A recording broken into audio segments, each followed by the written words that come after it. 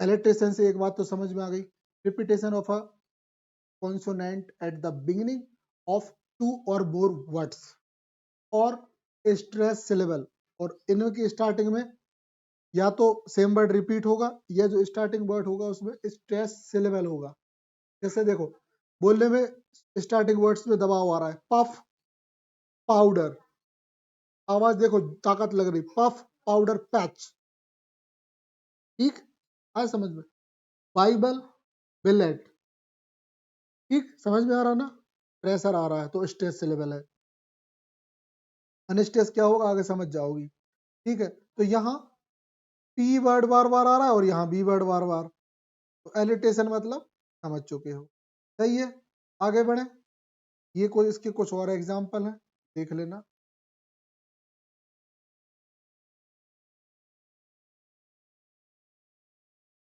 काफी लंबा चौड़ा अपन आ जाए, एल्यूजन। चलो अब देखो हम बताते हैं पूरा।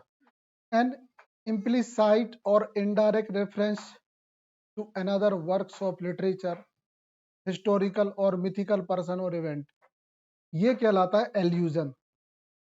एल्यूजन मीन्स, फिर से देखो, एन इम्प्लीकेशन या indirect reference to another works of literature, historical और मिथिकल पर्सन और इवेंट। कुछ आया समझ में? सुनो जरा हिंदी में। अगर कोई पोयम लिखी गई है और उस पोयम में डायरेक्ट रेफरेंस किस बात का दिया हो, किसी हिस्टोरिकल इवेंट या किसी घटना या किसी भी साहित्य का, तो वहां एल्यूजन होता है। एल्यूजन, इल्यूजन से इम्प्लीकेट करो उसको। देखो कैसे, मान लो अभी हम थोड़ा सा हिंदी में बता रहे हैं अपने उसका कि बता तो, हाँ रामायण की मान लो बात चल रही है, रामायण में ये एक सीन आ जाए कि राम भगवान जो है वो लक्ष्मण के हाथ जोड़े और बोले कि तुम मेरे अ, बड़े भाई हो। लक्ष्मण बोलेंगे हैं, बोलेंगे हाँ, द्वापर में जो बलराम थे वो आप ही थे, मैं आपका छोटा भाई बना।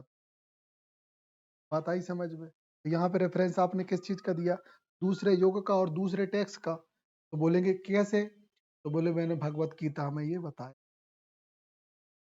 बताई समझ में? तो यहाँ पे द अलेक्जेंडर पोप का वर्क है the rape of the lock, उसमें उन्होंने बोला है नो हाफ, ना आधा, नो फिक्स, ना ही फिक्स है, द ट्रोजन कुड रिमेन, क्योंकि ट्रोजन अभी भी ढूंढना बाकी है। While Anna begged and Dido raged, अब यहाँ पे वाइल एना, एना मतलब एनियार्ड, बैग्ड मतलब मांगता है, and Dido ragged in van, मतलब यहाँ पे जो एना है वो भी तड़फ रहा है और डिडो है वो भी परेशान है, क्योंकि दोनों ये डिसाइड नहीं कर पा रहे क्यों, आखिर हम करें तो क्या करें, क्यों क्या करें। देखो तो यहाँ पे होता क्या है कि जो एनियाज है, वर्जिल एक महान राइटर है, उनका एक वर्क है एनियाड, वर्जिल, होमर, है ना, हाँ ये महान वर्क है ना, ये सब ग्रीक राइटर्स हैं। तो वर्जिल का एनियाड जो है ना, उसमें दो लोगों की का लव स्टोरी बताई गई है, एनियास और डिडो। एनियास हीरो है, डिडो हीरोइन है, ये क्वीन ऑफ कार्थेज होती हैं। तो यहाँ पे देखो कंडीशन क्या है, Dido implore Aeneas to marry her and get settle permanent in Carthage. Aeneas चाहता है कि वो किससे मैरिज करे, उससे, और वहीं पे परमानेंटली सेटल हो जाए। एनियास वाज टू डिलेमा, लेकिन उसके मन में एक कंफ्यूज वो है, दिक्कत है, वो एक भ्रम में फंसा है। He had a noble duty, उसकी एक नोबल ड्यूटी है, to find out new territory for the Trojans, उसका एक कर्तव्य है कि जो ट्रोजन के जो सिटीजन्स हैं उनके लिए नई जगह को ढूंढना है। But he was also deeply in love with Dido, लेकिन वो डिडो से बहुत मतलब बहुत ज्यादा प्यार करता है। He was torn between love and duty. अब वो इस कंफ्यूजन में फंसा है कि मैं प्यार को चुनूं या ड्यूटी को चुनूं, क्योंकि एक उसका कर्तव्य है, एक उसका लव है। हाउएवर, इसलिए he finally decides to continue his voyage, कि वो अपनी यात्रा को जारी रखेगा।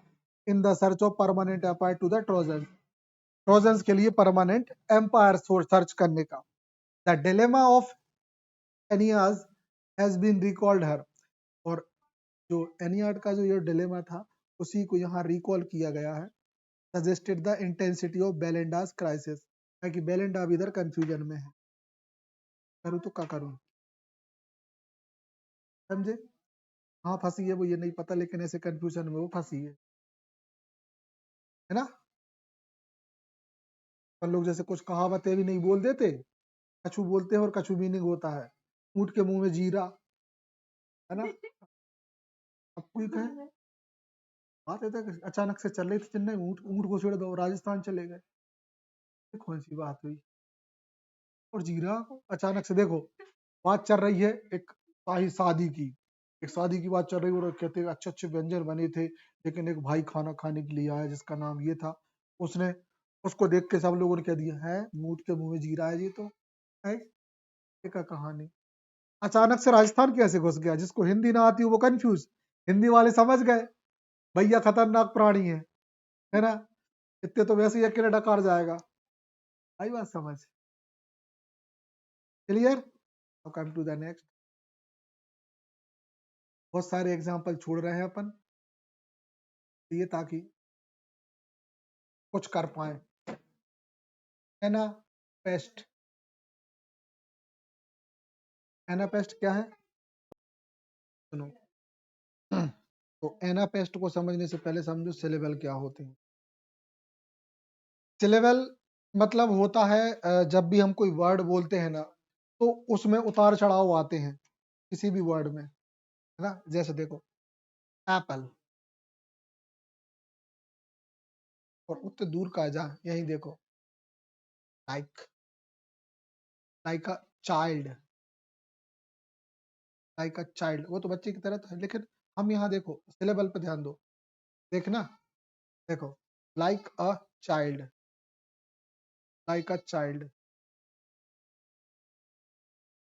जब बोलेंगे तो लाइक अ चाइल्ड, तो प्रेशर कहाँ आ रहा है, देखो लाइक बोल रहे हैं, लाइक, ये हल्का वर्ड फील हो रहा है, चाइल्ड, चा मतलब इस पे ताकत आ रहा है, बात आ रही समझ में, लाइक अ चाइल्ड। देखो इन दोनों वर्ड्स पे ताकत, प्रेशर नहीं आया, पूरा जब बोलेंगे लाइक अ चाइल्ड। ज्यादा प्रेशर किस पे आया, ऐसे नहीं आता समझ में, जब हम अपने गले पे हाथ रखो, सबसे ज्यादा जहां वाइब्रेशन हो, समझ लो कि वो स्ट्रेस से लेवल है, जहां कम हो वो अनस्ट्रेस, देख लो, ठीक है।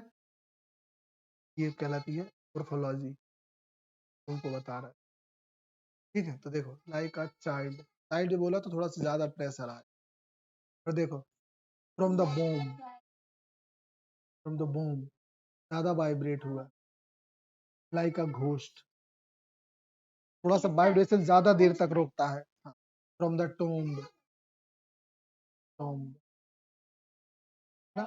आई arise, I arise,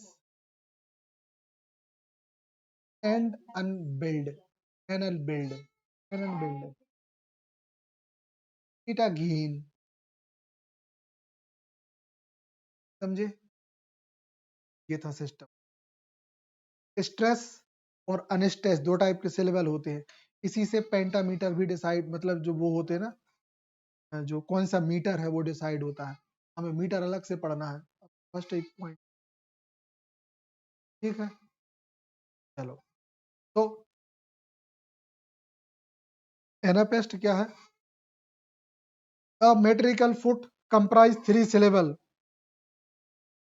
a metrical foot comprise three syllable, जिसमें तीन सिलेबल हो, of which the first two are unstressed and third is stressed, दो अनस्ट्रेस्ड होंगे, एक स्ट्रेस्ड होगा, सही है।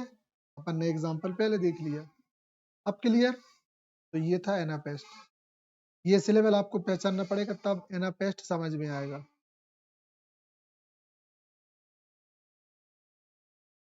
ठीक है, अपन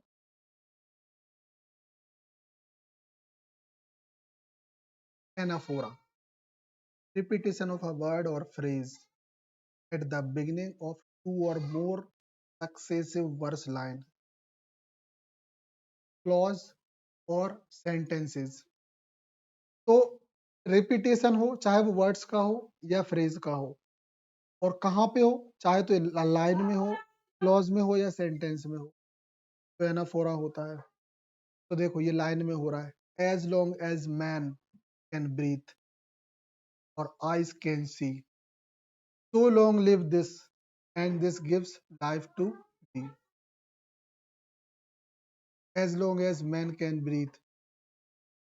जैसे जैसे इंसान सांस लेता जाएगा और आइज कैन सी, आंखें देखती जाएंगी, so long live this, तो वह जीता रहेगा, and this gives life to thee, और वो जीवन, और उसको वो जीवन देता रहेगा।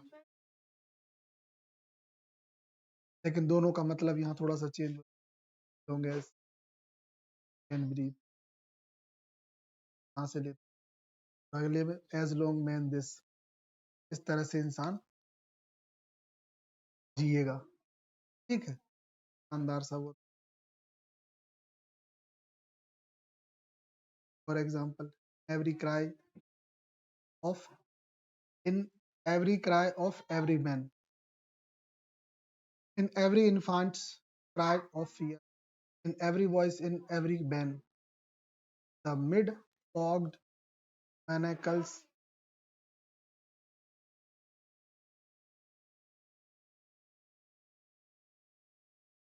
रिपीट होना।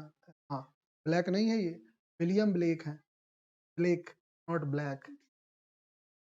हाँ, ये लेट रोमांटिक राइटर हैं, रोमांटिक्स राइटर के बाद आए थे।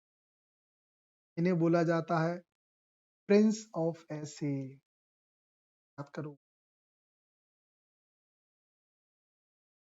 फादर ऑफ ऐसे मोंटेंग, फादर ऑफ इंग्लिश ऐसे प्रिंस ऑफ ऐसे, सब यूजीसी नेट में आने वाले क्वेश्चंस हैं।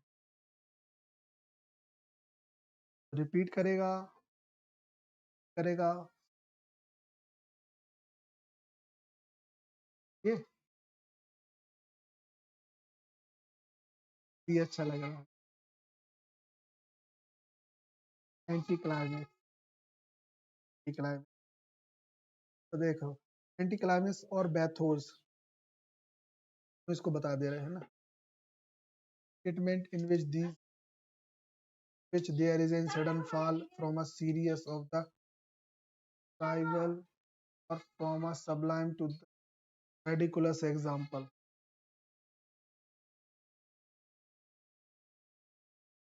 देखो ध्यान से समझना, द स्टेटमेंट इन विच, एक किसी स्टेटमेंट में इज अ सडन फॉल, अचानक से फॉल आ जाए, from the serious of the trivial, seriousness आ जाए, फ्रॉम द सबलाइम, एक सबलाइम से, टू द रेडिकुलस, मतलब अच्छी ऊंचाई पे कोई बंदा और अचानक से जमीन पे आ जाए कि हालत बुरी हो जाए। एग्जाम्पल, तो देखो ऐसे समझो, हम अपने हिंदी मूवीज के गाने, मूवीज दिखा रहे हैं, हिंदी मूवी की कंडीशन, शिवाजी द बॉस देखिए, देखिए शिवाजी द बॉस। हाँ तो उसमें क्या होता है, शुरू में वो अच्छा खासा जॉब करने वाला बंदा है, लेकिन होता क्या है, वो अच्छाई के चक्कर में पीछे पीछे पड़ता है, और लास्ट में उनके पास, मतलब बीच मूवी में उसके पास क्या होता है, एक तो सिक्का बचता है, कोई वो उसको फेंक के देता है ऐसे, ये लो शिवाजी, ये मैं तुम्हें सबसे पहले देता हूँ। ठीक है, तो शिवाजी पहले ऊंचाई पे था और अब देखो नीचे आ गया, अचानक से गिरना, ये कहलाता है एंटी क्लाइमैक्स या बेथोस। आई बात समझ में? हम उसके बाद की मूवी की बात नहीं कर रहे, सिर्फ इतनी कह रहे, कितना आया समझ में? बस, ठीक, तो ये हो गया एंटी क्लाइमैक्स। ठीक है, अच्छा क्लाइमैक्स क्या होता है? लगे हाथ क्लाइमेक्स समझो। अब शिवाजी के पास एक ठो सिक्का है, पर्स निकाला, साथ वाले को दिया, तू पर्स भी रख, मैं इस सिक्के से शुरुआत करूंगा। ठीक है ना, है ना, उसको ये ठीक है। तो अब यहाँ से जो टर्न होता है ना मूवीज में, वो कहलाता है क्लाइमेक्स। अब इसके बाद वो बताएगा कि मैं बताता हूँ कि मैं, है ना, समझ गए, क्लाइमेक्स है। क्लाइमेक्स में चीजें छोटे से बड़ी होती हैं। एक रोड पे था, जाके डॉन बनता है टकला। समझ गए, हाँ। और हाँ, तो जो पहली कंडीशन थी वो थी एंटी क्लाइमेक्स, फिर जो होती है वो होती है क्लाइमेक्स। ठीक है, चलिए, इसके आज आज इतना ही देखेंगे, है ना। थोड़े से जल्दी आओ कल से, तो आज लेट थी तुम लोग 12 मिनट, कल से थोड़े जल्दी करो। तो आज तो वैसे ही शादी में ये जो कुछ भी है यहाँ पे इसको हम स्टॉप कर देते हैं।